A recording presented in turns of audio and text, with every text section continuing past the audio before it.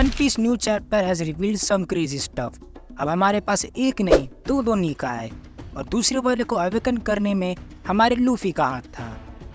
Chapter के starting में हम देखते हैं नेवी सोल्जर्स और जायंट रोबोट को, जो कि पानी में डूब रहा होता है और डूबते डूबते वो कुछ बोल रहा होता है कि तुम कहाँ चले गए जॉय बॉय, तुम यहीं थे ना, मैं तुमसे मिलना चाहता था लेकिन बड़ी अजीब सी बात है, मैं तुमसे मिल नहीं पाया। आगे मरीन सोल्जर वर्क्यूरी को देख के बहुत ज़्यादा घबरा जाते हैं। उनको ये पता ही नहीं होता है कि ये एक एल्डर है और एल्डर्स इस तरह भी फॉर्म ले सकते हैं। और जो लास्ट चैप्टर में ब्रॉडकास्टिंग रुक गई थी, उसी को लेके कुछ लोग यहाँ पे बात कर रहे हैं कि इतने जीनियस साइंटिस्ट को कोई कैसे मार सकता है, और ये तो पॉसिबल ही नहीं है कि कोई उसे मार दे। जैसे कि वेगापंक ने खुद कहा था कि उसने एक बहुत बड़ा सीन कमिट किया है, लेकिन वर्ल्ड गवर्नमेंट क्या सही में उसे मार देगी? बाकी कुछ लोग कहते हैं याद करो क्या हुआ था पिछले टाइम पे, लूफी ने उसे अपना हॉस्टेज बना लिया था और ऑब्वियसली वेगापंक को स्ट्रॉ हैट के ग्रुप ने ही मारा होगा। ये सब चर्चे चल रहे हैं लूफी और उसके क्रू के ऑल अराउंड द वर्ल्ड में।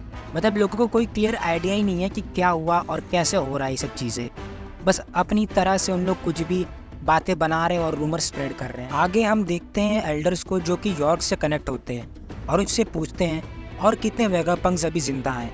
तो यॉर्क उसे बताती है कि अभी 2 जिंदा है, लिलिथ और स्टूसी, और वो उनकी लोकेशन भी उसे बता देती है और वो उनको मारने के लिए बढ़ रहा होता है क्योंकि उन दोनों ने भी सेम वेगापंक की तरह वर्ल्ड गवर्नमेंट के अगेंस्ट सीन कमिट किया था जो कि अनडिनाइबल था और उसकी सज़ा सिर्फ मौत ही थी। और उसके बाद हम देखते हैं जायंट्स की शिप को, जहाँ पर डोरी, ब्रॉगी और लूफी आ जाते हैं वहाँ से निकलने के लिए, और दूसरी तरफ नामी और उसकी पूरी क्रू अलग शिप पे जा रही होती है इस आइलैंड से निकलने के लिए।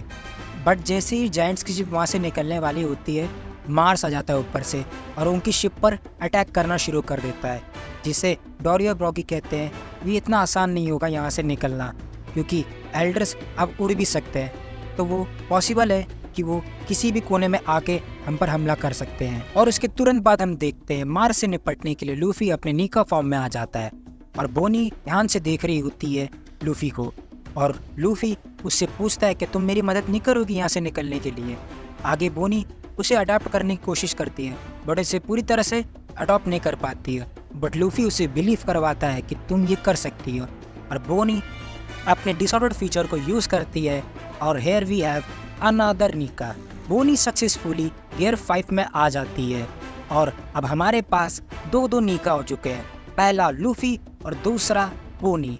लेकिन एक सवाल है कि बोनी लूफी की तरह गियर 5 की प्रॉपर्टीज़ को यूज़ कर पाएगी कि नहीं कर पाएगी, ये तो हमें अगले चैप्टर में पता चलेगा, क्योंकि यहाँ पर हमारा ये चैप्टर ख़त्म हो चुका है। और एक चीज़ और, अगली वीक कोई ब्रेक नहीं है तो वीडियो ज़रूर आएगी। So make sure to like share subscribe the channel और मिलते हैं आपसे अगली वीडियो में। सायोनारा।